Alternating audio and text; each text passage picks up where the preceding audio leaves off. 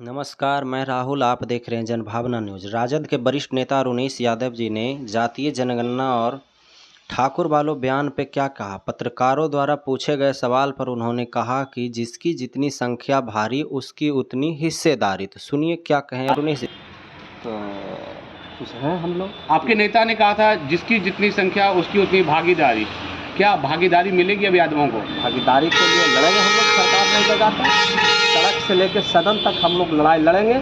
और हम अपने लिए ही नहीं, जो भी देश में गरीब गुरबा दलित शोषित वंचित पिछड़ा ओबीसी के लोग हैं और जिनका अधिकार को लोग जो लूट रहा था, ये उसके हक और हुकूक के लिए हम लोग लड़ेंगे। और इसी के लड़ाई तो हमारे नेता लड़ते आ रहे हैं सब देश से आजकल। लेकिन जितना संख्या है, क्या आपको लगता है आपकी जाति का विकास है उतना? नहीं, विकास तो नहीं है।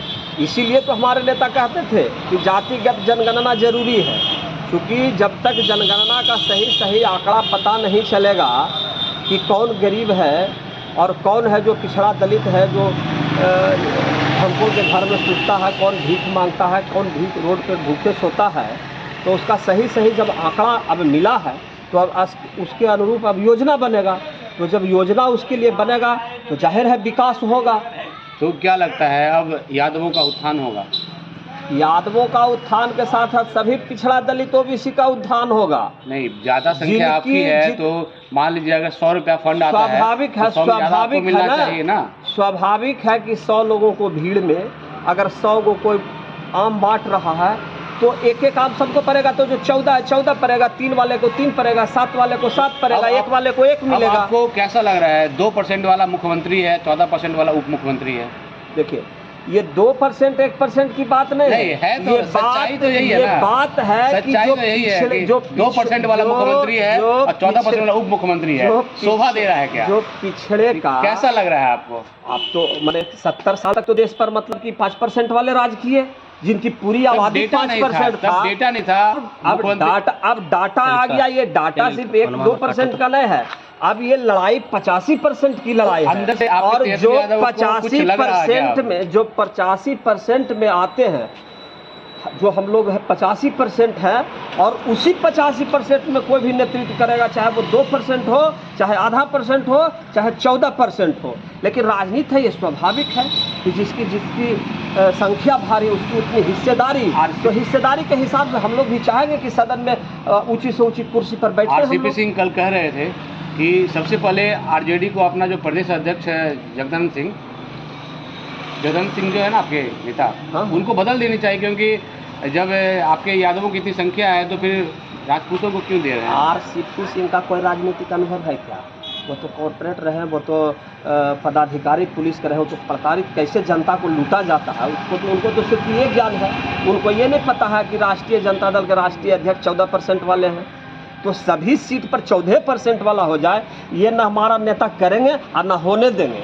सबको विकास, सबका साथ, सबका विकास और सबको मान सम्मान के साथ हमारी पार्टी राष्ट्रीय जनता दल का मैंने कार्य करेगी। मनोज झा ने तो कहा था कि ठाकुर को मारना पड़ेगा, जो अंदर ठाकुर है उसको मारना पड़ेगा। ठाकुर में बवाल चल रहा है, फिर ठाकुर तो आपकी पार्टी में सबसे ऊंचे पद पे है। ठाकुर किसी जाति या किसी मजहब के नाम का ठाकुर के बात नहीं था। तो बवाल चल रहा है आपके जो बवाल जिसको आप लोगों ने जेल से निकाला, इतना भलाई किया, वो आज आपके ऊपर डस रहे हैं। बवाल करने वाले आनंद मोहन तो डस रहे हैं ना अभी। डस रहे कि नहीं डस रहे? आनंद मोहन हमारे पार्टी में नहीं है, लेकिन उसको निकालने में आप लोग का भी योगदान था कि नहीं? वो जो है जिस तरीके से कानूनी प्रक्रिया नहीं था, स्पेशल प्रिविलेज दिया गया था उनको निकालने के लिए। वैसे बहुत लोग सड़ रहे हैं जेल में, वैसे बहुत लोग जेल में सड़ रहे हैं। ये देश और माने बिहार में ये कोई पहली घटना नहीं है। पहली नहीं है, लेकिन कानून में कोशिश तो किया गया था पार्टियों द्वारा। आपके पार्टी द्वारा कोशिश किया गया था कि नहीं किया था? या नहीं? कोशिश किया गया था या नहीं?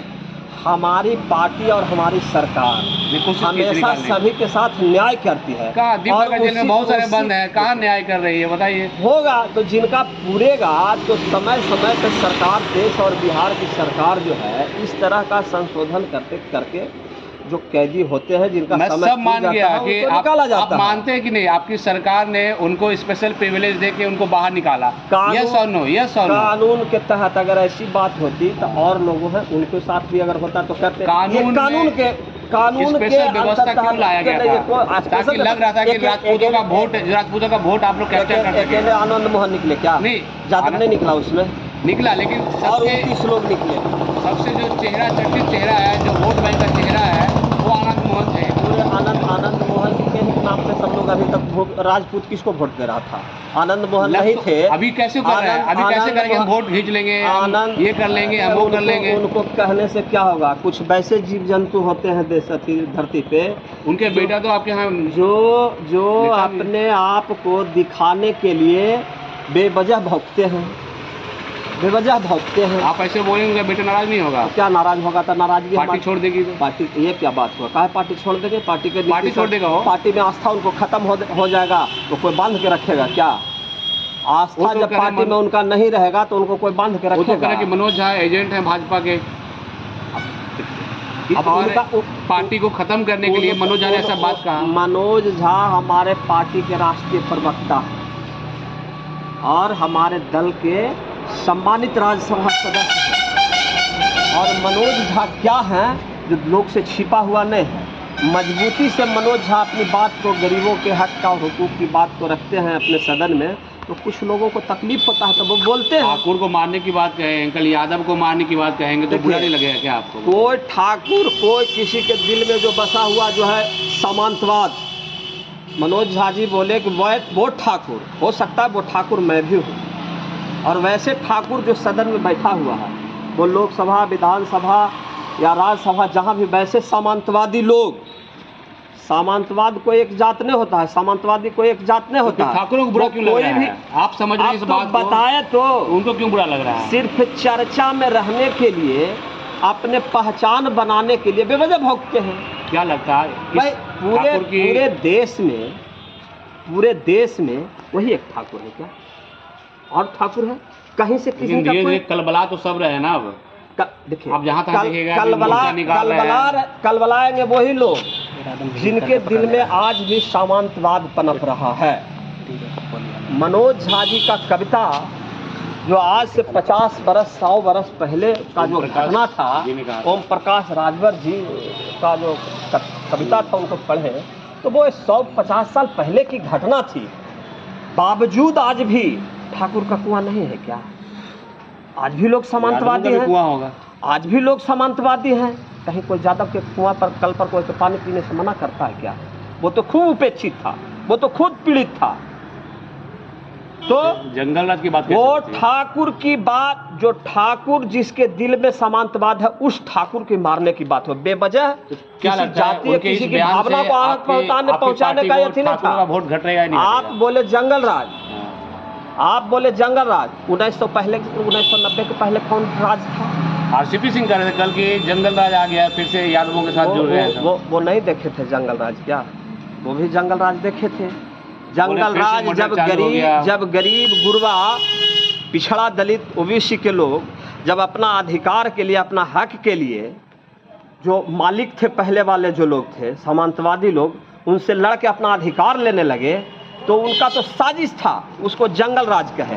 तो 90 के पहले जो जंगल राज था कि कुर्सी हमारा, खटिया हमारा, तकिया हमारा, बिछौना हमारा, अब बैठने नहीं देता था, तो वो कौन राज है? जरा आरसीपी सिंह से पूछिए, या जो लोग जंगल राज कहते हैं उनसे पूछिए कि वो कौन राज था कि जिस राज में हमारी माँ बहनों को स्तन ढकने का अधिकार नहीं था, हमारे लोगों को, पिछड़े दलित भाई ओबीसी के लोगों को मंदिर मस्जिद में नहीं जाने, वो कौन राज था? और यही सब अधिकार जब लालू प्रसाद यादव जी ने लोगों को दिया तो उसको इन लोग को पच नहीं रहा है। और जो एजेंट है उसका आरसीपी सिंह, वो एजेंट है और सब बोलता है जंगल राज है। तो ठाकुर के इस बयान से क्या लगता है आपके, जो ठाकुर का वोट बैंक घटेगा आपके? हमारी पार्टी A to Z की पार्टी है। जितने लोगों का राष्ट्रीय जनता दल में आस्था है, और राष्ट्रीय जनता दल सभी जाति धर्मों का आदर सम्मान देने का काम करती है, इसलिए ये ठाकुर, ये अब आनंद मोहन के एक आदमी के बगावत करने से क्या होगा? वो कहते हैं हमारे पास वोट बैंक। एक आनंद मोहन है, हमारे पास भी बाबू जगतानंद सिंह हमारे पार्टी के शीर्ष नेतृत्व पर प्रदेश अध्यक्ष हैं, और कई गो हमारे बाहुबली। कौन बाहुबली? आनंद मोहन। आनंद मोहन बाहुबली? तो बाहुबली का जमाना है क्या? वोट बाहुबली का जमाना है, वो जमाना चला गया। वोट तो बाहुबलियों के अब पास कोई रहता है। माई के लाल में दम नहीं है कि कोई पिछड़ा दलित गरीब गुरबा के वोट के कोई रोक दे। कोई बाहुबली नहीं है यहाँ, यह लोकतंत्र है। यहाँ बाबा साहब अम्बेडकर का तो संविधान क्या लगता है, चलेगा, मनोज झा ने जो कहा वो सही है? सामाजिक न्याय, लालू प्रसाद यादव जी का सामाजिक न्याय चलेगा। यहाँ के लोगों के हक और हुक का अधिकार का पहरेदार तेजस्वी यादव है। किसी माई के लाल में दम नहीं है कि कोई किसी का वोट के अधिकार को लूट ले। कोई बाहुबली नहीं है यहाँ।